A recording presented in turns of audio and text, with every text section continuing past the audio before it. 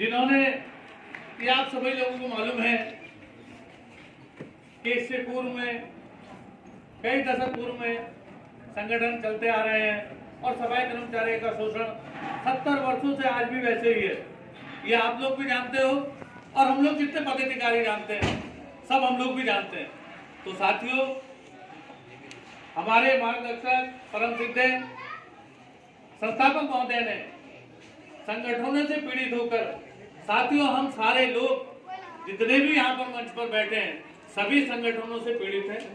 संगठनों से पीड़ित होकर के हमारे संस्थापक महोदय ने एक देवभूमि उत्तराखंड सफाई कर्मचारी संघ का जो गठन किया, आप सभी के सहयोग से और सभी को जगाने का काम लगातार हमारे संस्थापक महोदय इस उम्र में भी कर रहे हैं। और हमारे जो कि हमें हमारे चौधरी सरपंच साहब ने कहा था, क्यों नहीं हनुमान की उपाधि दी है राहत भाई को, बराबर एक जगाने का काम कर रहे हैं। अपना कुछ सो रहे हैं नहीं सो रहे, खा रहे हैं नहीं खा रहे, लेकिन जागरूकता फैलाने का काम कर रहे हैं। साथियों, मैं मंचासीन हमारे आदरणीय संस्थापक महोदय का मंच के माध्यम से स्वागत करता हूं और हमारे आदरणीय अध्यक्ष महोदय का, और काशीपुर से चलकर आए हमारे भाई वरिष्ठ उपाध्यक्ष अजय बन्नू जी, जो लगातार संगठन के प्रचार प्रसार में अपना समय व्यतीत करते हैं, और हमारे हल्द्वानी से आए हुए उप सरपंच और देवभूमि उत्तराखंड के उपाध्यक्ष महोदय,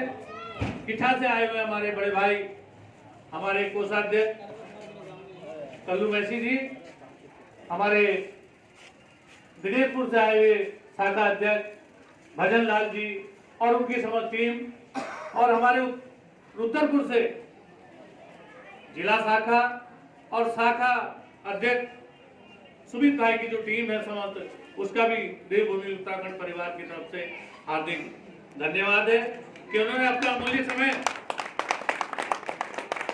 आज बाबा साहब के जो देन है, जो बाबा साहब का आज जन्म दिवस है, 130वां जन्म दिवस हम और आपने साझा किया, और मुझे भी यहाँ रुद्रपुर आने का सौभाग्य प्राप्त हुआ। मैं आप लोगों को धन्यवाद देता हूँ साथियों कि बाबा साहब ने जो कहा था, देवभूमि उत्तराखंड सफाई कर्मचारी संघ ने उन्हीं के मार्गदर्शन पे और उन्हीं के बताए हुए रास्तों को अपनाते हुए इस संगठन का गठन किया है कि संगठित होकर के हमने आंदोलन करना है। साथियों, जैसा कि हमारे प्रदेश नेतृत्व में आपने देखा होगा, 3 तारीख को गैरसैंण में जाकर के हमने माननीय अध्यक्ष जी के नेतृत्व में नगर विकास मंत्री प्रतिभा गिंदा हृदय जी और मुख्य सचिव ओम प्रकाश जी को हमने मांग पत्र सौंपा था, और इस आंदोलन की रणनीति से भली प्रकार उनको अवगत कराया था। तो साथियों, उसी परिप्रेक्ष्य में जब हमें आज तक कोई समस्या निराकरण है तो कोई भी हमें सूचना प्राप्त नहीं हुई, तो हमने स्वतः ही प्रदेश के आह्वान पर जो हमने कार्यक्रम रखा था, 15 मार्च से हमारा कार्यक्रम शुरू हुआ। सारे लोगों ने, जितने भी हमारे जिला शाखा, प्रदेश के जिला शाखा, नगर शाखा के हमारे कार्यकर्ता हैं, सभी का आभार है कि उन्होंने बढ़ चढ़ करके इसमें भागीदारी की। 5 तारीख से 8 तारीख तक जो हमारा सांकेतिक धरना का कार्यक्रम पूरे प्रदेश में चला है, उसके लिए आप सभी लोग धन्यवाद के पात्र हैं। और लगातार 10 तारीख से जो हमारा अधिकार यात्रा का कार्यक्रम को लेकर के इस आयु में देख रहे होंगे आपके हमारे संस्थापक महोदय, माननीय अध्यक्ष महोदय का भी इस समय गला भी खराब है कि उन्होंने अपने समय को नहीं देखा और जगह जगह जाकर के जागरूकता फैलाने का काम किया। साथियों, ये जागरूकता फैलाने का काम इसलिए पड़ा, देवभूमि उत्तराखंड को इसलिए पड़ा है कि कम से कम जो भी नेता आप लोगों के बीच में आए, आप लोगों के मन में पीड़ा है कि ये लोग आते हैं और चले जाते हैं, आते हैं और सपने दिखा के चले जाते हैं। कोई आउटसोर्सिंग के सपने दिखाता है, कोई नियमितकरण का सपने दिखाता है, जैसा कि हमारे भाई वरिष्ठ उपाध्यक्ष जी ने अभी बताया। तो साथियों, हमारे मन में एक चाह है कि जब तक उत्तराखंड सफाई कर्मचारी संघ, देवभूमि उत्तराखंड सफाई कर्मचारी संघ अपनी मुहिम में कामयाब नहीं होगा, ठेका प्रथा को जड़ से उखाड़ के नहीं फेंकेगा, हम ना तो चैन से सोएंगे और ना ही सरकार को चैन से सोने देंगे। ये आप सभी के सहयोग से होगा, ये आप सभी के सहयोग से होगा साथियों, आप सभी के सहयोग से।